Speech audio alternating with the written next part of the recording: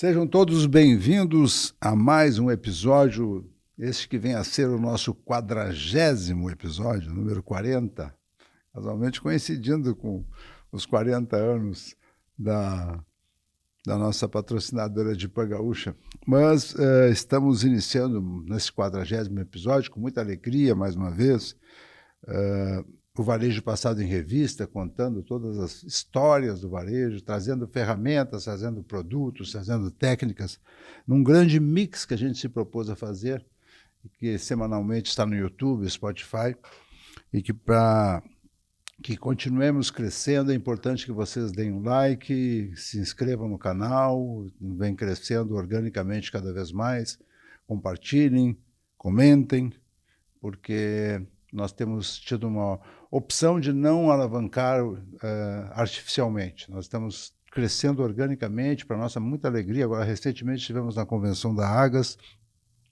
sendo muito bem acolhidos, com todo mundo perguntando como é que está o Ponta de Gondra, e a gente vai indo, e já estamos agora, então, depois de um ano e um pouquinho, no 40º episódio. Sempre agradecendo, inicialmente, o apoio, o patrocínio da GS1 Brasil, entidade que controla que coordena todo o processo de código de barras, que agora vem revolucionando o mercado aos poucos com a implantação do código 2D, que passa a ser não mais aquele código de barras propriamente dito, mas um código através de QR Code, que vai poder dar muitas informações ao mercado sobre cada produto. Também agradecendo a de Pan Gaúcha, nosso amigo Cláudio Ferreira, que esse ano, agora em setembro, completa 40 anos de atividade, num ramo extremamente exigente, difícil, que é o ramo da distribuição, e que ele tem mostrado com muita competência, com muita seriedade, com muito trabalho, tem tido resultados maravilhosos. Recentemente, agora na Agas também, estivemos lá no estande da Adpan e vimos a qualidade e a grandeza do trabalho que foi construído nesse período. Bom, hoje no nosso 40º episódio, nós temos a grata satisfação de receber um menino, né, perto do apresentador é um menino, que vai nos falar sobre um tema que vem sendo cada vez mais recorrente, cada vez mais presente no mercado como um todo, não apenas para grandes redes de supermercados, mas lojas, farmácias, etc. e tal, que é a questão do trade marketing e estratégias de comunicação no âmbito das lojas que possam facilitar o consumo dos clientes, a orientação, a informação dos clientes e o consumo propriamente dito. Estamos falando do Lucas Padilha, que vem a ser hoje um dos CEOs da ADS, Varejo ADS Retail Performance. Acertei agora. Varejo ADS Retail Performance, é um nome pomposo que ele vai explicar, né? Até porque eu sou do tempo que trade marketing era apenas fazer anúncio nas revistinhas de supermercado, né? Ou então, no máximo, participar de uma feira, o trade marketing que negociava com a gente para fazer a compra de um stand, etc. E tal. E hoje parece que a coisa avançou bastante e nós vamos saber disso a partir de agora com o Lucas Padilha. Lucas, muito obrigado pela tua presença, é uma alegria recebê-lo. O prazer é todo meu, obrigado pela oportunidade, pelo espaço. Tu sabe que eu sou um admirador do teu trabalho de muito tempo, né? Inclusive pelo citado Cláudio Tadeu Ferreira, que é meu pai-drasto, né? Então, aprendi muito, foi minha escola, de Pan Gaúcha foi minha casa, né? Ainda é minha casa, né? E saí de lá. E tem uma referência, você já se conhece há bastante tempo, então esse livro, inclusive, que é o teu livro, está lá, inclusive, no meu escritório. Lá, quando eu faço as minhas reuniões, no fundo já está o livro, então eu sou um grande admirador do teu trabalho, tem uma referência para a gente nesse mercado. Então é um privilégio, um prazer enorme. Eu que te agradeço por esse momento. Que bacana. Eu, casualmente, agora estou escrevendo um livro sobre a história das convenções no país, convenções de supermercados, escrevendo um livro do Romano Panseira. E nesses tempos de inteligência artificial, eu tenho dialogado com a inteligência artificial e corrigido ela em muitas coisas, né? Não foi, eu estava lá, não foi em 86 que aconteceu, foi em... sim, desculpe e tal. E por que eu estou fazendo isso? Porque agora, casualmente, eu conversando com o Romano, eu sou um dos caras que guardei todas as publicações do setor, tenho mais de 40 mil publicações guardadas em algum canto, e a gente precisava saber como é que tinha sido a primeira convenção de supermercados do Rio de Janeiro em 86, ou como é que foi o primeiro Ecos, em não sei quando. E eu fui lá e achei as revistinhas todas, está tudo documentado ali, quer dizer, o que está no impresso está no mundo, né? É história, né? Lucas, como é que começa a tua trajetória, formação profissional, formação pessoal, como é que é a história? Eu tenho basicamente duas faculdades, né? Que eu sou formado em administração com ênfase em marketing e publicidade.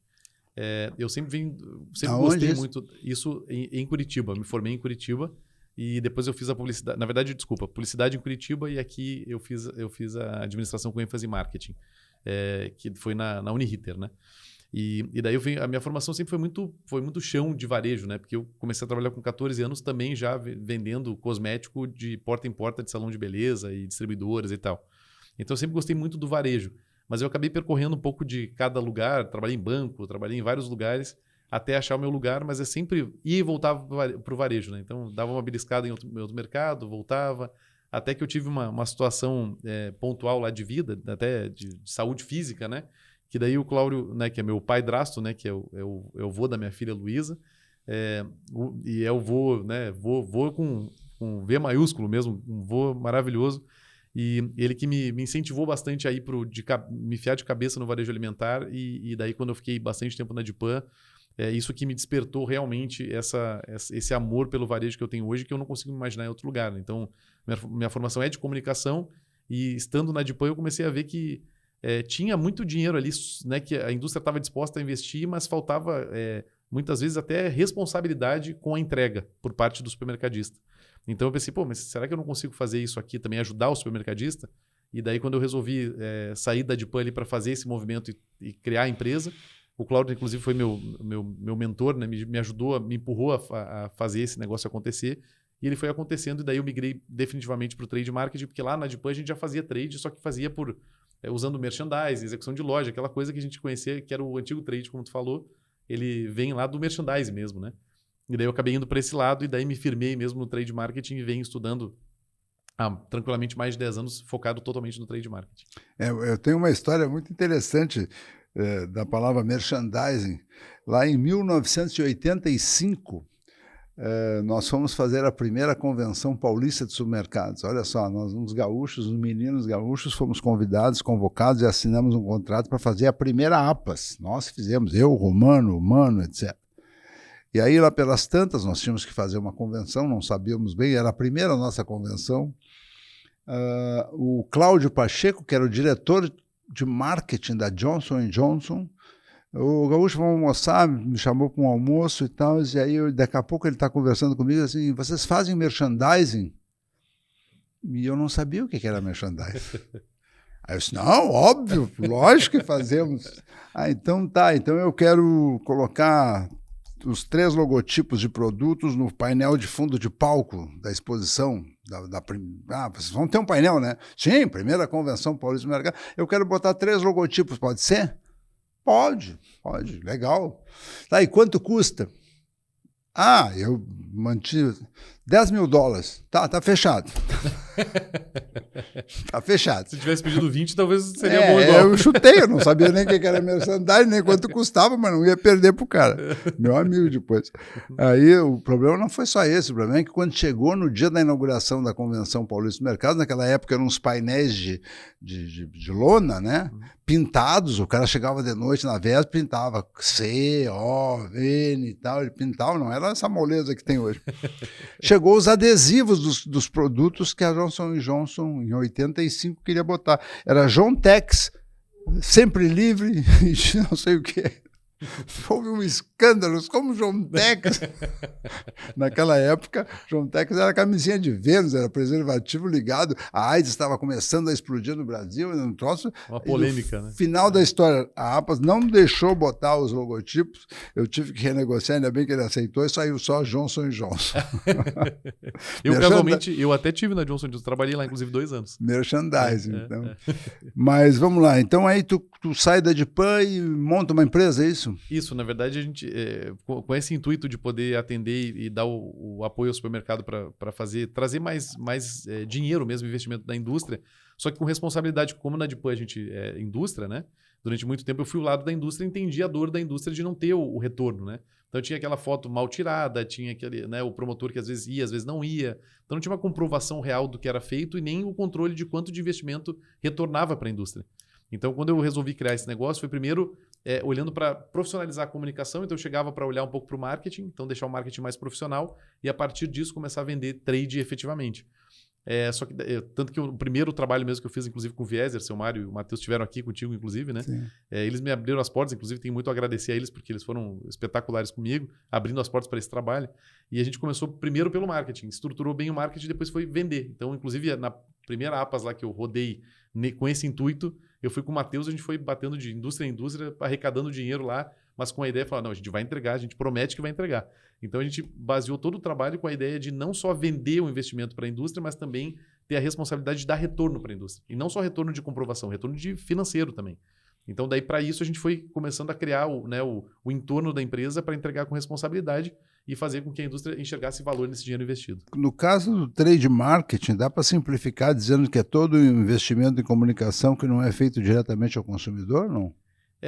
Também porque também chega ao consumidor muitas vezes, né? Porque quando a gente vê em ativação de ponto de venda, que pode ser do mais variado possível, ele acaba também sendo trade também, né?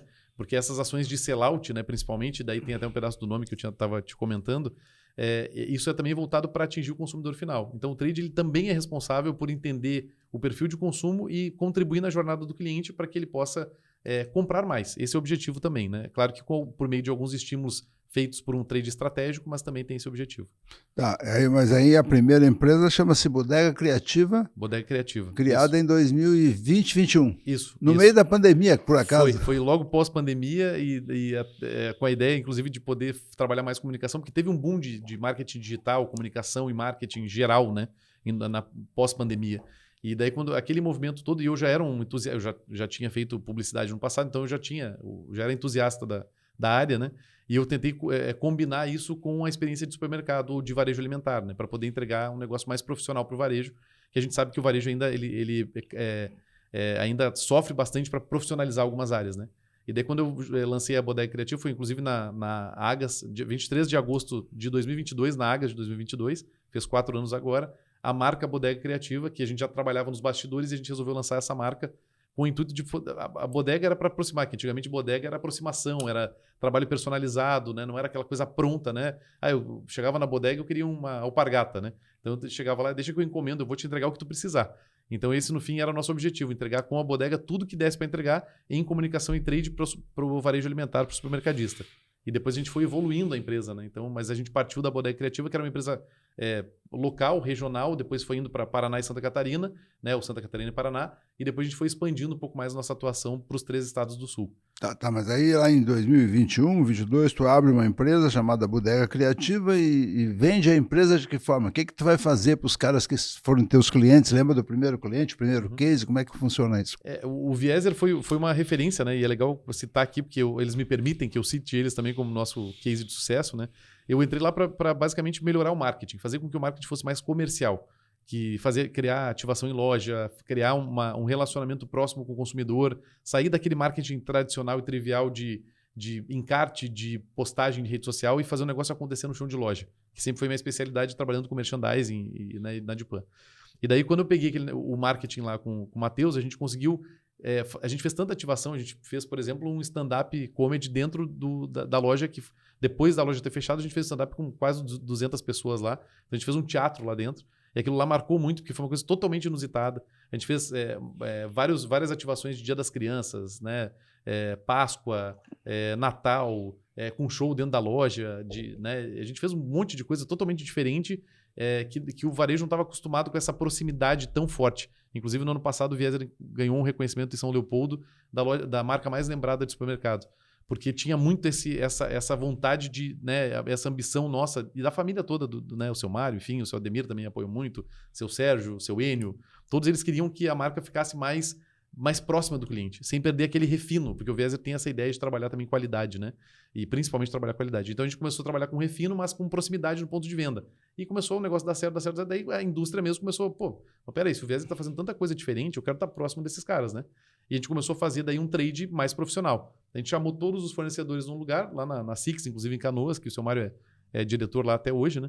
E fizemos o primeiro evento lá para fazer uma arrecadação de trade, na época do aniversário do Vieser. Deu muito certo. Então a gente começou depois a crescer a arrecadação e hoje a gente chega até quase 3% do faturamento bruto do Vieser em trade marketing.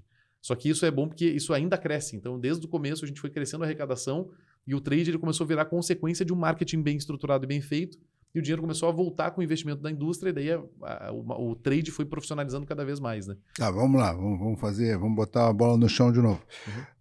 Tu chama os fornecedores em determinado momento, vamos dizer, esse exemplo, tá? Tem outras formas de agir, e diz assim, nós vamos fazer uma campanha de Natal, de aniversário, vamos fazer o calendário anual lá, né? E aí o cara, eu quero isso, eu quero aquilo. Os fornecedores, quanto é que custa? Para fazer o Natal custa tanto, paga em produto, não paga em produto, paga em dinheiro. Como é que se estrutura uma ação básica, assim, beabá da coisa? Como é que é o primeiro passo? Legal. O primeiro passo é ir para dentro do supermercado, para a rede, né? Entender o que tem de possibilidade de ativos lá, né? Então, assim, a gente está falando aqui, ponta de gôndola, que é uma referência gigante do nome do teu programa, também é um ativo super importante hoje. Mas da ponta de gôndola, a gente tem hoje mais de 150 ativos mapeados que nós fazemos hoje nas lojas. Antigamente durante muito tempo, foi só propaganda em jornal. Exatamente. Que era em TV, no máximo. O encarte, né? O tabloide, né? Que chamava tabloide, né? A propaganda externa na Zero Hora, no Jornal do Comércio, Correio do Povo, etc. e tal. E depois, em algum momento, alguém disse, mas eu queria botar um produto aqui na ponta aqui da gôndola. E o cara disse, mas então custa X. É isso aí. Começaram a vender os espaços. Mas se eu quiser botar uma testeira aqui no negócio de chocolate, pendurar um monte de chocolate da Lacta, que custa um negócio, né? É isso aí. E aí vai começar criando espaços. Né? No meio do corredor, né? Isso aí, esse mapeamento... Isso nós estamos falando ainda, não entramos ainda na questão de vídeo, estamos falando ainda no chão, como é que começou o embrião, o desenvolvimento do trade marketing no âmbito da loja, né? Perfeito. No chão de loja, tu tem que buscar ativos, por exemplo, às vezes tem uma parede que está morta ali, mas tem um super impacto porque o cliente passa... Toda vez que entra na loja, ele é impactado por aquele lugar ali. Então, por que não colocar uma mídia? E por que não rentabilizar isso para o supermercado, já que tem uma mídia de alto valor? Até porque, assim, se a gente for olhar, né, é muito engraçado que o supermercado tem 92% de conversão. Ou seja, a cada 100 pessoas, isso a nível nacional, né? A cada 100 pessoas, 92 compram, né? E não existe nenhum outro lugar, nenhum outro tipo de mercado, nenhuma abordagem comercial que converte tanto quanto o varejo alimentar. Então, assim, a nível de ninguém entra no supermercado para passear. Exatamente. No shopping deve ser 10% a conversão. Exatamente. Vou brincar. Não, a média nacional é 3%. Então, assim, a cada 100 pessoas, 3 compram em qualquer lugar, em qualquer negócio. É mesmo? Isso é a nível nacional. É 3% de média. Isso em outro mercado fora o varejo alimentar. O varejo alimentar 92%. E ainda tem 8% que ainda a gente, né, que ainda passeia de algum jeito, né? Ou está fazendo companhia para o outro, passeia de alguma forma. Sim. Então não existe nada que tenha melhor conversão do que o varejo alimentar. Então por que não transformar o varejo alimentar? Talvez farmácia, né? Farmácia também tem, mas farmácia ainda tem muita especulação. A farmácia gira em torno de 70%. O cara vai lá ver o preço e tal e sai fora. Acontece. O remédio está muito caro, eu vou lá e vejo... o médico me deu a prescrição. Eu chego lá e... Eu trabalhei um tempo na indústria farmacêutica, né? Chego lá e falo, não, mas isso aqui está muito caro, não vou comprar. E daí desiste. Então isso acontece ainda né? E agora no supermercado não, né? Todo mundo vai para comprar. Então o fato de ter uma conversão tão alta, por que não isso ser uma receita para o supermercadista? Né? Se profissionalizar direitinho e usar esse espaço para poder impactar os clientes, vai gerar valor também para a indústria. Né? Então tem que também usar esses espaços para poder vender mídia também. E não só mídia, que nem a gente está falando no chão de loja mesmo, vender produto, né? Se eu tenho um lugar de uma exposição maior, onde dá evidência para o produto e faz com que converta mais venda, por que não vender esse espaço e rentabilizar para que seja bom para todo mundo, né? Basicamente assim. Então, mas voltando à tua pergunta, né? A ideia primeira precisa mapear o que tem na loja. Tem uma parede vazia, dá para usar para mídia, né? Tem o espaço lá de tira-cross, por exemplo, que fala muito, né? Entre as gôndolas ali, dá para usar uma régua de gôndola, dá para usar um stopper, né? Ou stopper, né? Que o pessoal usa para poder impactar o cliente. O que dá para fazer na loja? E faz esse levantamento, esse mapeamento, que é o mais importante, é um trabalho que a gente faz, inclusive, podendo ver tudo o que é possível rentabilizar. E a partir disso começa a valorar daí, né? Dá o preço. Na nossa época eram coisas bem básicas, tipo assim, embaixo da linha de produtos tinha uma testeira. Na altura dos olhos também. Na altura dos olhos, aí vem, compra aqui, não sei o quê, tarará. E aos poucos foi desenvolvendo, né? E hoje tem uma série, no nosso levantamento, hoje a gente já encontra mais de 200 ativos possíveis. Já tem o caixa no checkout com o boné do cara? Não? Também. Isso nos Estados Unidos faz muito, né? É verdade. Sacolinha, né? Tipo o Trader Joe's lá, lembra a sacola? Foi um negócio absurdo, né? Começaram a vender na Europa a sacola a 200, 300 euros. A sacola do Trader Joe's, porque virou hypou, né? Como os mais jovens falam hoje em dia, né? Sim. Saiu dos Estados Unidos, foi para a Europa, os caras vendendo 200 euros, 300 euros uma sacolinha, né? De pano. Né? Então isso é muito trabalho de marca mesmo. E tem muito então disso. Vamos imaginar que esteja nos ouvindo o seu José e ele não fez nada aí na loja dele, embora isso seja ficção, né? Porque todo mundo está fazendo. Tu chega lá, olha, bom, essa parede aqui a gente pode botar um outdoor, um painel, um LED, uma coisa assim, né? Também. Aqui uma mídia, tu pode fazer isso, né, tu pode fazer aquilo, também. tu pode fazer aquilo, tu pode fazer. Então tu cria uma série de espaços disponíveis, tipo como se fosse mídia, e aí tu vai atrás do fornecedor e oferece aquilo para o fornecedor. Exatamente. Isso. A ideia é poder rentabilizar com o fornecedor. E aí o fornecedor ou paga ou bonifica em produto, alguma coisa do gênero, é isso? Geralmente, são 3 modelos, geralmente, né? A bonificação, o pagamento em dinheiro mesmo, ou desconto em boleto, muitas vezes. Tá. Então, são os 3 modelos. E aí o que acontece? O fornecedor está vendendo 200 unidades de leite ninho. Tá? Aí tu vai lá e entra com uma ação, e no final do mês ele vendeu 800 unidades de leite ninho. E esse gap, esse acréscimo, significa o resultado da ação. Exatamente. Isso é o retorno sobre o investimento, basicamente, né? E isso ainda é uma defasagem do varejo alimentar, que precisa ainda, e é uma coisa que a gente foca muito em trabalhar e entregar para a indústria, é para a indústria ver esse valor. Porque muitas vezes, se não acompanha esse número, vendeu mais, mas daí quanto mais, né? Quanto isso efetivamente trouxe de dinheiro tanto para o varejista quanto para a indústria. Então a gente acompanha esse resultado de ponta a ponta. Mas não é só vende e sai, né? O nosso trabalho é muito pautado em serviço, porque a gente entende hoje que a tecnologia é basicamente uma ferramenta de trabalho, né? Mas a tecnologia sozinha, então a gente escolheu o caminho mais difícil, que é escalar com pessoas. Então a cada cliente nosso a gente tem no mínimo 5, 6 pessoas envolvidas no projeto. Então, para que entregue de ponta a ponta. Então, fazer o controle, distribuir o que tem que ser executado pelas lojas, a nossa equipe mesmo faz isso, depois valida se está adequado à comprovação, depois manda isso para a indústria, depois a indústria tem algum senão, a gente volta, vê com o supermercadista, faz a validação, vai de novo, dá suporte para a loja, vai no chão de loja, repensa a ação. Então, o nosso trabalho é muito serviço. Então, a tecnologia para a gente é um braço de apoio, mas o nosso trabalho está pautado muito em serviço. Acompanhamento de ponta a ponta. Eu tive acesso a um case que vocês desenvolveram com os supermercados Lãs de Igrejinha, né? Também partiu do zero e chegou num valor bem significativo, é isso? Também. Não só de arrecadação, né? Porque no fim das contas a arrecadação do trade ela é muito boa, mas o que isso transforma em venda, né? Porque no fim das contas a gente sabe que o trade o supermercadista passa a ser um fornecedor de serviço, né? Mas o negócio principal dele é comprar e vender produto. Então, como é que a gente faz para, com o trade, fazer com que a venda mesmo lá na ponta aconteça de forma mais e melhor? Então, a gente tem lá um exemplo do Lãs, ele fez uma comparação, né? Lá, a Priscila, inclusive, fez essa apresentação, que quando estava sem trade, né, quanto tinha de volume, depois ela fez uma comparação colocando lá o valor, se eu não me engano, era em torno de 43% de aumento de volume de venda, tanto financeiro quanto de quantidade unitária. E depois, quando ficou sem trade, porque teve enchente, eles foram muito prejudicados pela enchente, quando a gente teve que tirar o trade por esse momento de problema, a venda caiu mais de 30%. Então, não é só a arrecadação do valor do trade, né? Se o trade é do valor de investimento da indústria, né? Mas se o valor ele é bem aplicado, né? O retorno e o trabalho é bem feito lá na ponta mesmo, lá no chão de loja, o dinheiro retorna também como venda. Existe, Lucas, ainda falando em trade puro, né? Tipo decoração de loja, sei lá.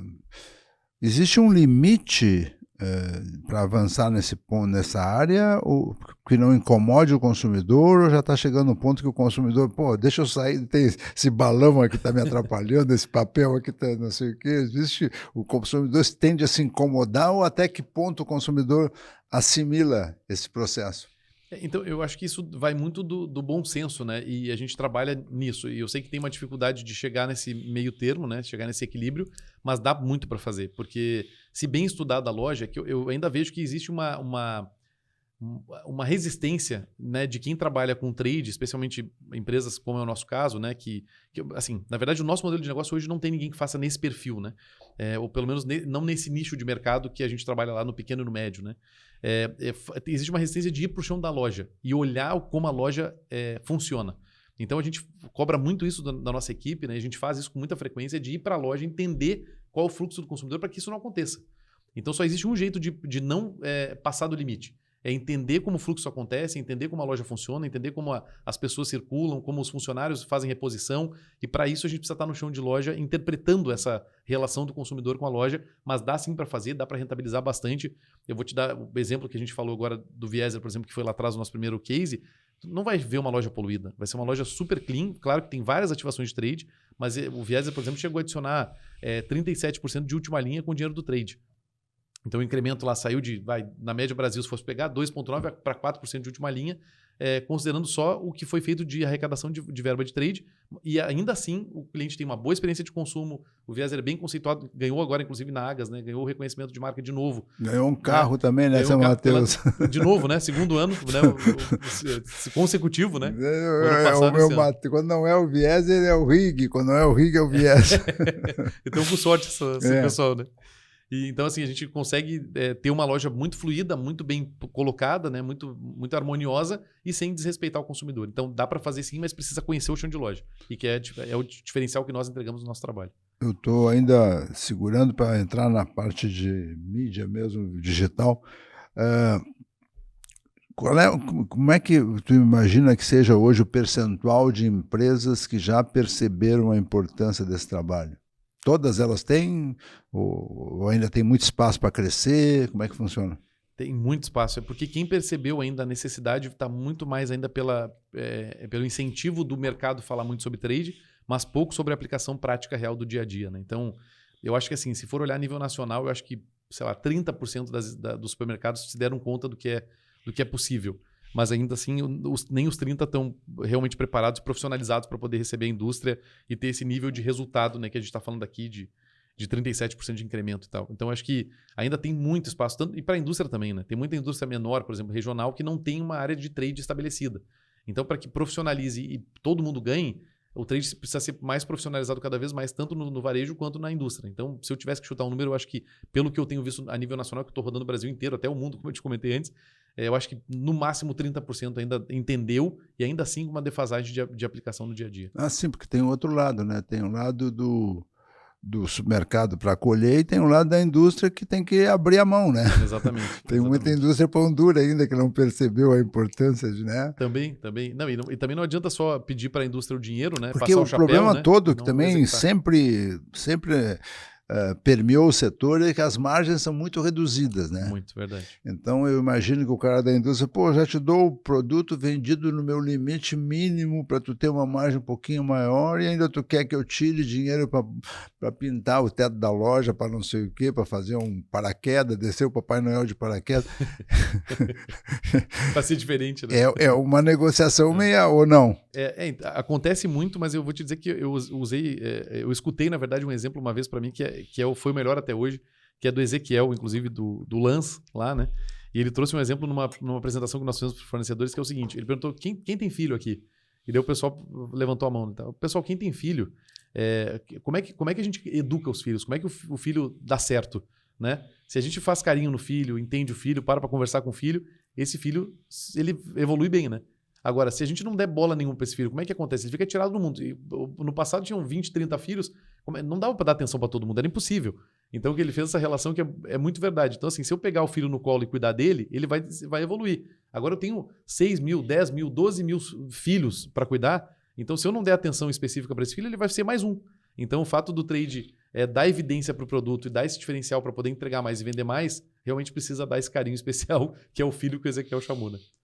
Nós estamos recebendo nesse nosso 40º episódio do Ponta de Gôndola, o Lucas Padilha, que é um dos CEOs da Varejo ADS Retail Experience, e gostaríamos de reiterar o agradecimento a vocês pela audiência, pedir que se inscrevam no canal, deem um like, compartilhem, comentem, todas essas coisas novas do mundo digital. Esses dias um amigo meu das antigas, pô, Fernando, até que está indo bem nesse negócio, tá? Estou tentando aprender aqui. Eu que sempre fui do mundo impresso, né?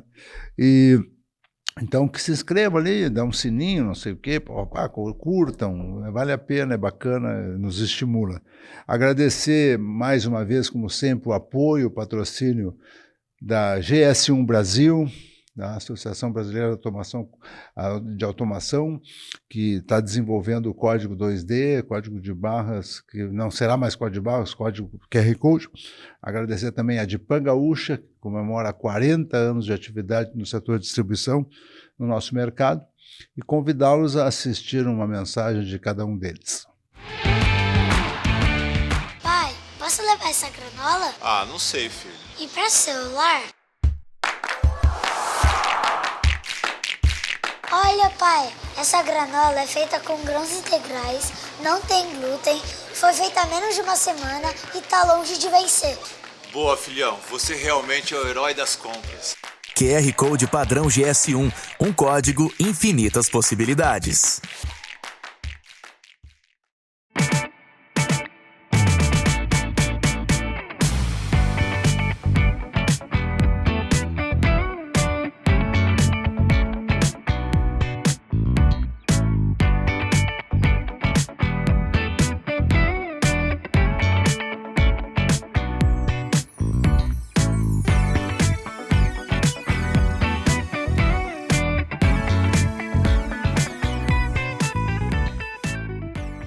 Bom, Lucas, vamos agora zerar o odômetro aqui e continuar o nosso bate-papo em cima dessa ideia. Então, o trade convencional veio vindo embrionariamente com encartes de oferta, o cara pagava X para ter a sua fotinho lá no encarte, depois ele pegou um ponta de gôndola, depois ele pegou um banner pendurado, na Páscoa ele fazia os bombonzinhos, os ovos. Ponto extra, né?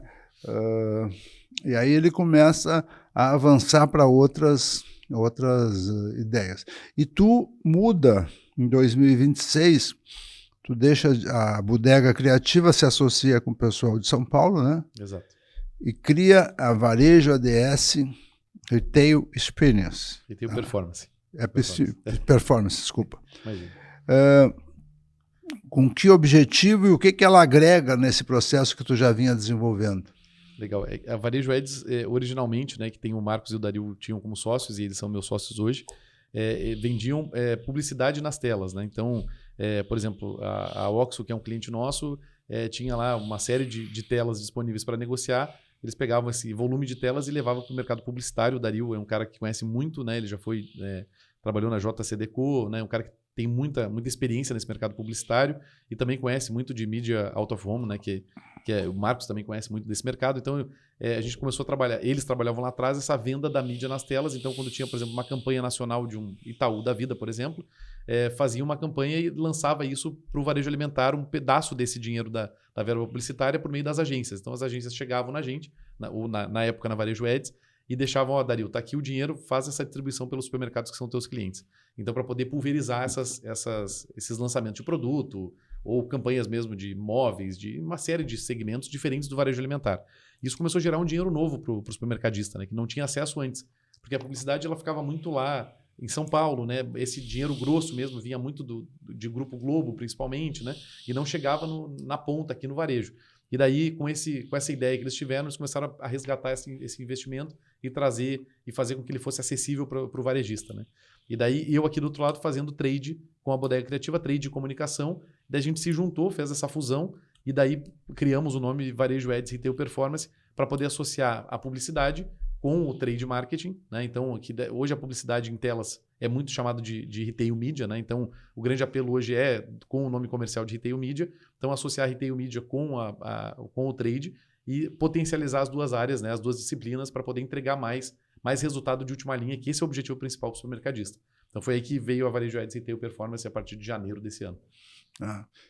Eu me lembro que lá nos anos 80, não sei nem se tu era nascido já, Isso é de 87. O João Francisco de Pinedo Casper era um profissional de marketing com muita criatividade.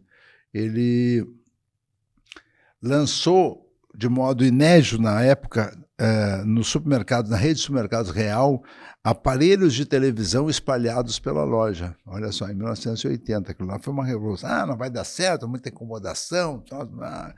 E ele passava comerciais, ficava passando comerciais, quer dizer, olha só, na época já era uma coisa de avanço, né? Então, ficava passando comerciais na televisão e tal, mas tinha talvez pouco índice de atenção, né? Porque tinha um aparelhinho de televisão lá a 3 metros de altura que dificilmente passava despercebido. Mas é um modelo que prosperou. Já era o Retail Media, né? É um modelo que prosperou, né? É verdade. E hoje, de que forma vocês estão conseguindo, então, juntar as duas coisas? O que tu levou para a Agas? Qual é o convencimento que tu passa para um cliente, alguém que queira desenvolver esse tipo de trabalho? É que o Retail Media, na verdade, ele é um bom impulsionador do trade, né? Essa que é a verdade. Mas ele virou pauta, se eu não me engano, salvo engano, foi 2023, 22 ou 23, acho que 23, que foi na NRF lá nos Estados Unidos, começou essa discussão sobre Retail Media, e isso tomou uma proporção gigante, especialmente no Brasil, a partir daí, né? E daí começou a se falar muito no Retail Media e muita rede de supermercado começou a apostar, né, em investimento maior em telas e tal, e o que não está errado. Só que acabou que a gente entende, pelo menos a nossa leitura, que a estratégia não foi tão adequada. Porque tu não pode só largar a tela ali dentro e fazer da tua loja uma Times Square. Isso, né? isso. Tem que ter um objetivo, né? Tem que saber estudar a jornada do cliente, saber como ele vai ser impactado, saber o que efetivamente vai converter. É isso que eu né? ia te perguntar. Se eu pegar um telão e começar a botar propaganda Nescau, só soltar ali, vai aumentar a venda de Nescau ou pode até gerar uma irritação? Só tem Nescau, né? É por isso que tem assim, muito provavelmente vai gerar um aumento de venda, assim, a chance é gigantesca. Na verdade, vai acontecer. Fatalmente vai acontecer. A gente tem vários cases para falar sobre isso, a gente pode depois mostrar quem se interessar e conhecer, mas esse reforço de marca, ele vai transformar em venda na ponta, isso é fato.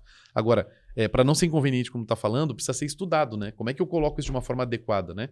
Porque para poder entender a grade, né? Entender como a distribuição dos anúncios são feitas e tal, esse estudo precisa ser profissional, né? E nós temos hoje na nossa estrutura, o Dario, inclusive, que é meu sócio, toca essa vertical, que é estudar qual é a melhor forma de impactar o cliente. Então, para não colocar assim, fazer essa distribuição adequada para não ser inconveniente.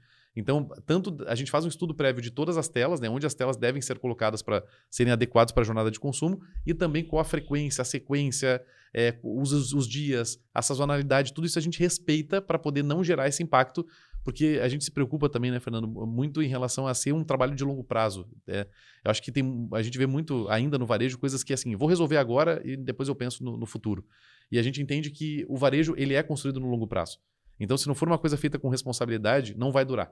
Né? Então, a gente tem uma responsabilidade muito grande de fazer bem feito. A gente Construção de marca também, né? Exato, exato. A gente precisa fazer um negócio bem feito, bem estruturado, para não chegar ali na frente e pensar assim, puta, mas isso aqui tá tudo mal. O cara vai lá e faz um investimento em tela, coloca um monte de tela na loja, daqui a pouco você, mas, pô, tô gastando uma fortuna e não tô recebendo um real furado para isso, né? Isso é uma coisa interessante. Eu fico imaginando, por exemplo, uma rede Zafari, o cuidado que tem que ter para não associar a sua marca, porque simplesmente tu abrir ali a tua loja para qualquer... De repente tu vai ter uma propaganda que não é compatível com o espírito da loja, ou com a forma de trabalhar, exatamente, a cultura, com a qualidade, com a cultura da empresa, etc. e tal, tu tá vendendo uma pro diabo. É verdade, é verdade. É que nem programa de televisão que o cara quer entrevistar o cara porque é anunciante ou não sei o quê, trave, fica botando bonezinho e adesivo na lapela.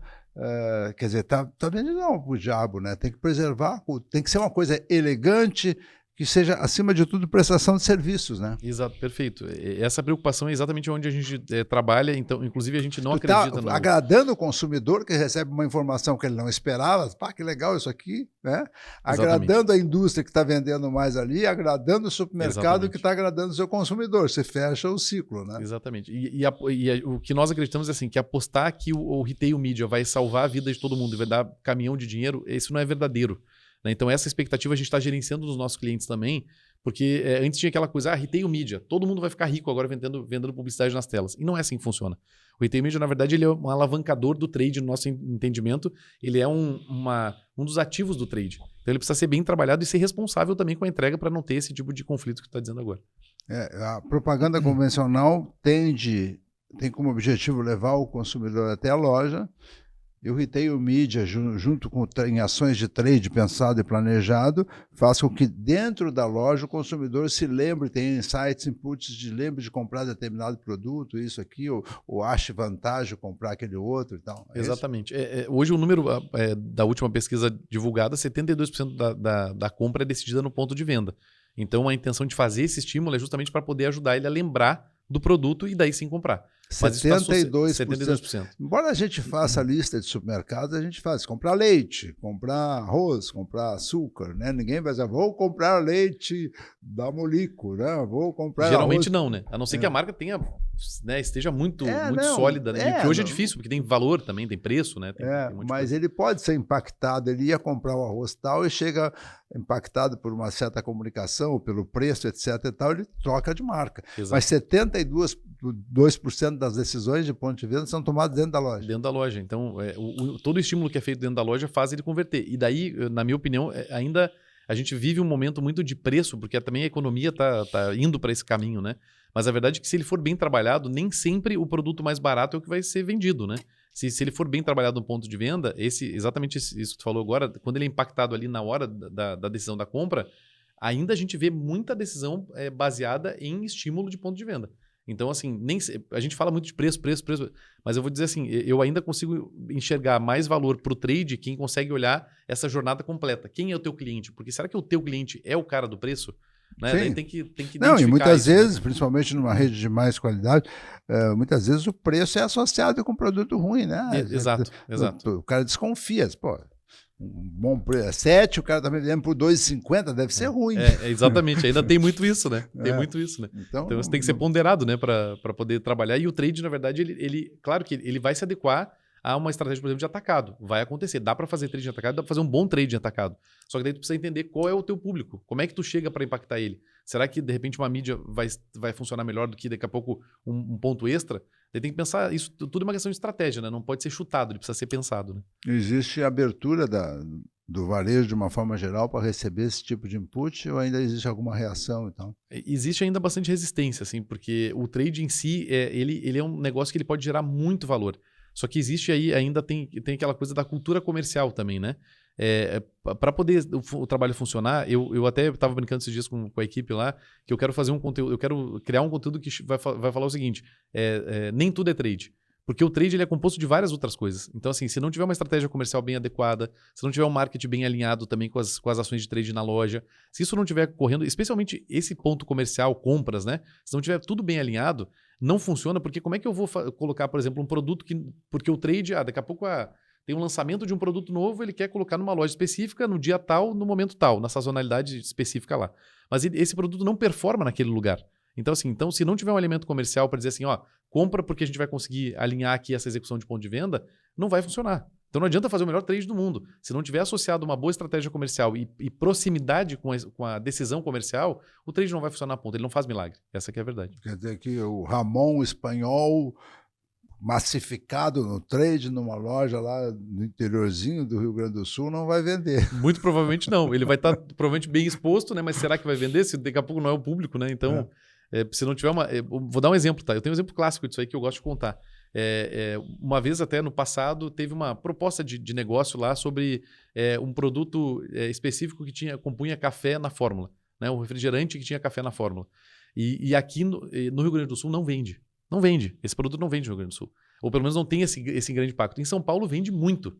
E daí queriam aplicar essa mesma estratégia que foi feita em São Paulo aqui no Rio Grande do Sul. Esquece, não vai vender. E o que aconteceu? Colocaram dinheiro, compraram mais, né, encheram o estoque e não saiu. Porque não tem aderência.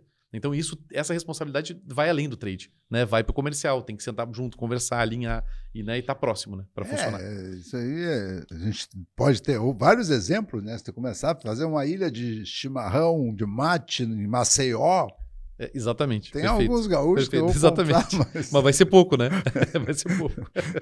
Da mesma forma, aqueles produtos do norte lá, trazer e botar aqui, sabe? Jambu, não É sei o verdade. quê. Vou vender sopa no verão também, né? Vai ficar mais difícil também, né? Tá, a gente está curioso para saber um case aí, um exemplo dessa ação de trade marketing associado à retail media que explodiu, que deu certo, como é que foi? Legal, legal. Assim, eu gosto de contar, assim, eu não sei se eu posso citar aqui nomes de parceiros regionais, mas Pode, lógico. a da Colônia é um parceiro legal nosso também, que a gente, especialmente a gente apresentou o case agora lá na Isso é outra Águias. coisa bacana do Ponta de Gonda. A gente fala do Zafari, fala do Assum, fala da Colônia, fala da Dipan, fala, não tem problema. Sem pudor, né? Não. E a gente fez e eu tô lembrando agora porque eu acho que é um case interessante de contar, porque a gente fez com a Rede Paraíso também, então a gente já citando aqui a Rede Paraíso, lá do Eduardo, né, de Jaguarão, e eles são parceiros nossos, da Rede C, inclusive, e a gente fez um trabalho lá com a da Colônia, de um trabalho multidisciplinar, né, para a sazonalidade agora de São João. Né? E daí o que nós fizemos ali? A gente fez um planejamento para uma abordagem em caixa, abordagem em setores, e também distribuição tanto das barraquinhas lá de São João e também de mídia em vários lugares, nas telas, né, na rede social. Então a gente fez um 360 desse projeto e funcionou absurdamente porque ele foi bem estruturado e bem arquitetado. Então o investimento foi muito baixo, a da Colônia investiu R$ 6.500 no mês, né, então mais ou menos os números que eu lembro de cabeça, e isso transformou depois uma venda que saiu de 30 e poucos mil para 180 mil, 190 mil. Que loucura. Então, isso em 2 meses, né? Então, é um negócio muito expressivo, porque, assim, claro que a gente tem vários desses cases, na verdade. Se for te contar que a gente tem uma série desses cases, mas isso tudo precisa ser pensado, né? Então, por exemplo, a gente viu nessa ação específica, deu mais de 1000% de ROI para da Colônia, então, que é o retorno sobre o investimento, né? Então, tem vários cases desse perfil, só que por que a gente consegue efetivamente criar esses cases, né, Fernando? É porque a gente vai, na ponta, executar junto com o nosso cliente. Eu acho que esse é o nosso principal diferencial. E é aí que a gente vê valor no serviço. Né? E eu acho que assim, não é o nosso caso como empresa, mas eu enxergo que entregar uma solução e deixar o supermercadista se virar, eu acho que está entregando mais um problema para ele. Porque é tanta coisa para fazer, se tu não acompanha, não orienta, não está junto na operação, não vai para o chão de loja, não monta o PDV junto com o cliente, eu acho que isso não acontece. Né? Então, esses cases que a gente tem aí não são um nem dois, são uma série deles, né? Assim, a gente fez... Quer dizer, é uma ação planejada. Nós vamos fazer isso, aquilo. Exatamente. De acordo com a sazonalidade, a época, o que vai fazer, a adequação com o produto, exatamente. A adequação da marca com a rede, etc. Qual mídia que vai, né? Qual tipo de abordagem vai fazer, qual tipo de cliente vai ser aquelas impactado. Meninas ainda tem a degustadora? Tem, muito, muito. A gente fez, inclusive, essa ação de degustação, inclusive para produto que era mais novo, e a degustadora faz uma conversão imediata muito, muito legal, né? Dá um bom incremento de receita. Então, assim, mas eu até, inclusive, acredito mais nos formatos mais tradicionais. Isso que eu ia te perguntar, né? Hoje em dia, né? Qual é a proporção? Quer dizer, o digital tomou conta, tira lá no retail mídia e funciona, ou ainda tem aquela chão de fábrica, degustadora, ponta de gôndola, bannerzinho na loja, bandeirinha de São João? Eu vou dizer uma coisa, eu acredito, eu não sei se eu fui criado, porque o Cláudio Tadeu também me ajudou muito nesse pensamento. A minha base foi muito pelo que ele me ensinou sempre também, e eu acredito muito na loja.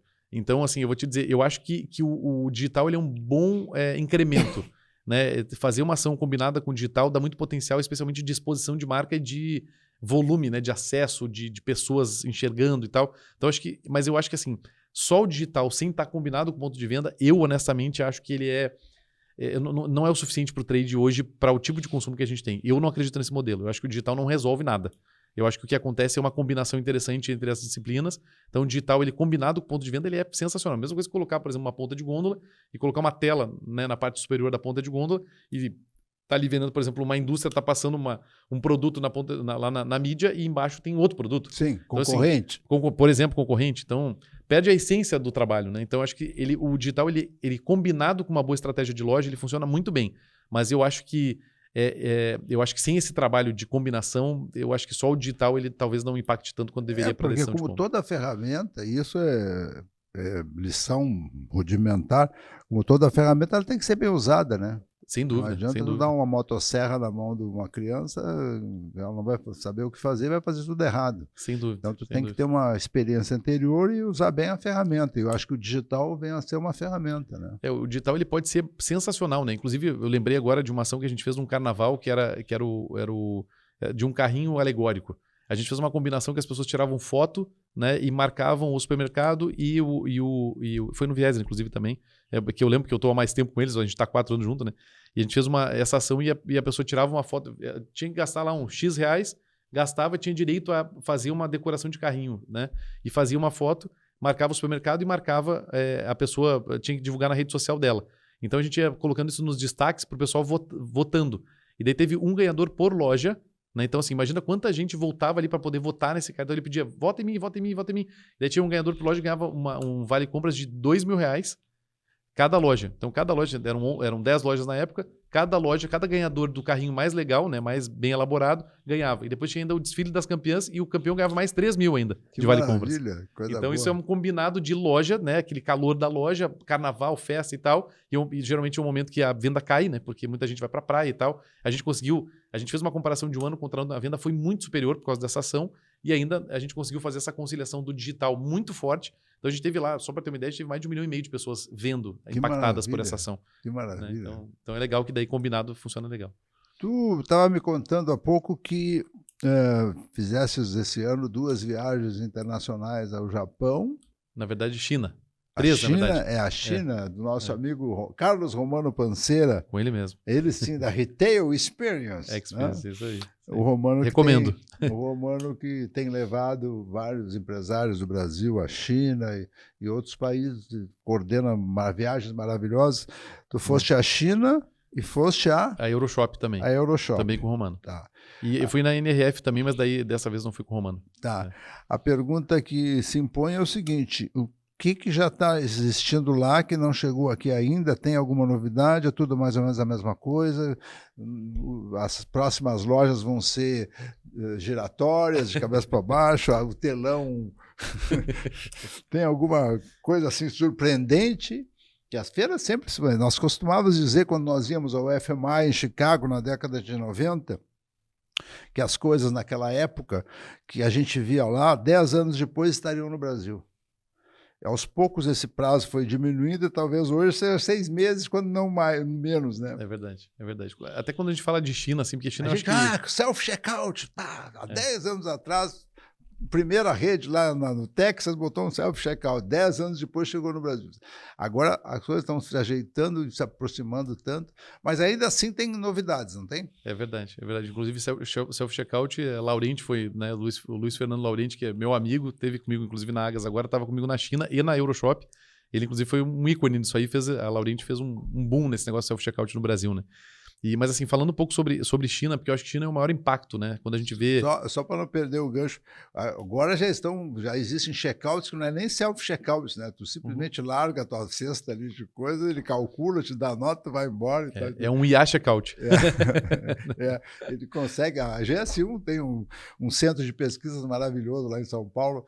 Tu coloca as compras ali, tem um leitor, né? Uma espécie de scanner, já sai a nota ali do lado e tá tudo certo. Então... Isso aí tá levando para outro patamar, né? Então, inclusive, a entrega tá cada vez mais profissional e mais, né? Experiência cada vez mais fluida, né? E aí a gente continua falando da experiência da loja, de tocar o produto, ver se a maçã não tá estragada e tal. É verdade, é verdade. Que no fim, né, precisa disso também, né? Não adianta, né?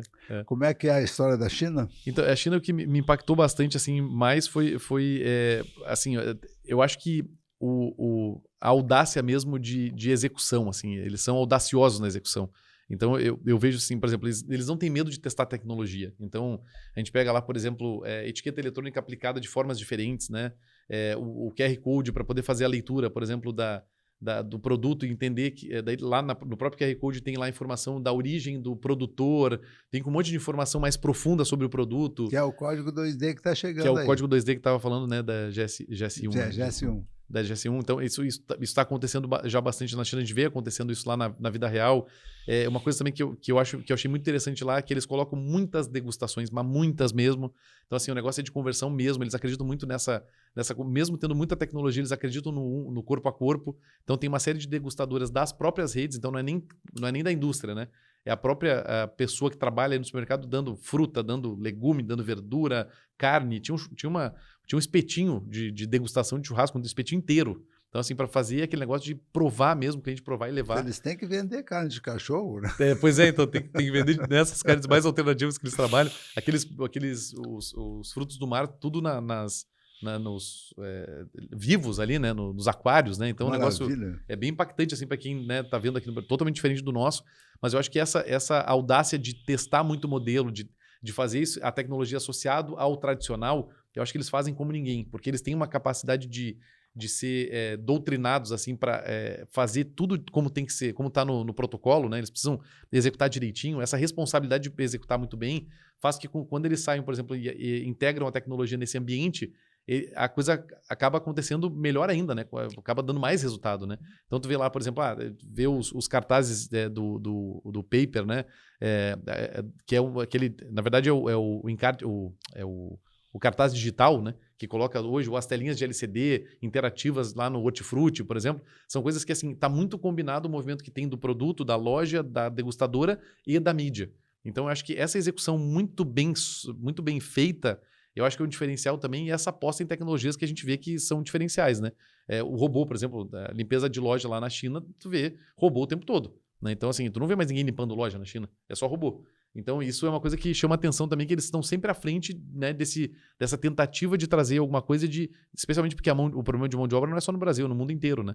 Então, a China também está vivendo isso. Só que como ele tem mais volume de pessoas, eles acabam compensando um pouco, e o que não dá para compensar, eles colocam tecnologia na jogada, né? O cara passa no corredor, tem uma bela imagem de uma bonita laranja, e logo na frente tem a menina degustando a laranja. Exatamente, exatamente. E tem bastante, não é? A gente vê, assim, coisa de 15, 20 degustadores numa loja. Então, assim, claro que isso depende do modelo de negócio, né? Mas o Seven Fresh, por exemplo, que é uma referência do que nós fomos lá, a execução é espetacular. Tu não precisa escolher o produto. Tu chega lá e tira de qualquer um e tu vai levar, porque certamente vai ser de boa qualidade. Então, eu acho que essa abordagem, assim, de alta qualidade, de reposição, a gente até brincava lá que a gente não sabia como é que estava alguém escondido para fazer reposição na gôndola, porque alguém pegava um produto e em seguida já estava o outro reposto lá. Isso é uma loucura, né? É uma loucura. É uma loucura. São muito disciplinados, acho que disciplina é a palavra. As lojas impecáveis. Impecáveis. Claro que daí, assim, claro que tem sempre um modelo mais atacado e tal, que não tem esse perfil. Mas os modelos que a gente viu de atacado, por exemplo, o que me chamou mais atenção foi o quanto eles engajam a equipe de loja para entender dados. Isso para mim foi surpreendente.